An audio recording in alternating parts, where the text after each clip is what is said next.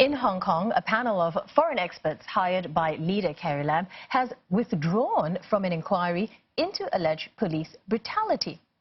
So Mrs. Lam appointed the 5 experts to advise the city's police watchdog on its investigation into the handling of more than 6 months of protests. However, the panel now says they will step aside from the study, citing shortcomings in the powers and investigative capabilities of the Independent Police Complaints Council. The council denies the experts have quit, though. Chairman Anthony Neoh says their role is done. And the body will release its first report by end of January or early February. And for more, our correspondent Wei Du joins us live from Hong Kong, and she's standing outside the IPCC office. Wei, there's been some confusion about the circumstances regarding the experts' departure. What can you tell us? Yeah, that's right, Glenna. I'm standing right outside the building where the IPCC is. It's not a big office. It's on the 10th floor. Very small, unassuming office for an agency that not many of us knew much about until recently, but it's been thrusted into the spotlight repeatedly over the past 6 months, including today once again when its panel of international experts issued a statement saying that they're stepping aside from this investigation that's looking into police conduct over the 6 months of Hong Kong protests. Initially, media reports have simply taken to mean that the experts have quit. But the head of the IPCC, Anthony Neoh, gave a press conference and he said simply there is no such thing as quitting because the experts were hired to give their advice. They've done so, and they weren't going to be involved directly in the next stage of fact-finding anyway. Now, I spoke to one of the experts directly, Professor Clifford Stott.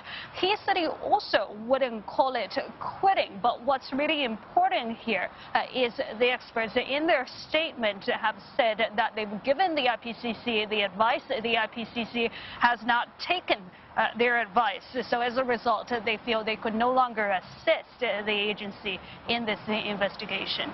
Okay, well, thanks for clearing that up for us, Wei. Then what does that mean then for the IPCC investigation?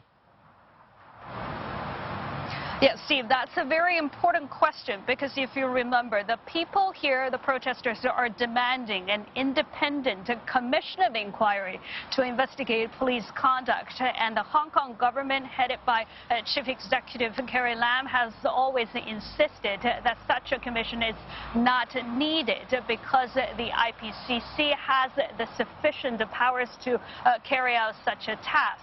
And in order, and the government essentially hired these 5 foreign experts to leverage not just their expertise, but also their credibility. Today, for them to declare that they're standing aside, that simply dealt a heavy blow to the reputation of the IPCC and the trust of people in Hong Kong have in this investigation, which was not high to start with.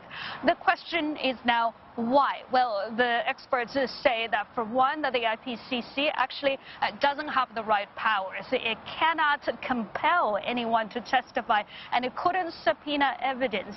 It could simply only ask the police to turn over the evidence it has, and on multiple occasions the police has declined to do so. Another equally important factor, but less mentioned, Professor Stott told me that the IPCC was not set up as an investigative agency, and it doesn't have the manpower to handle an investigation this sprawling and complex, and also it simply doesn't have the staffers with the right skill set to do so.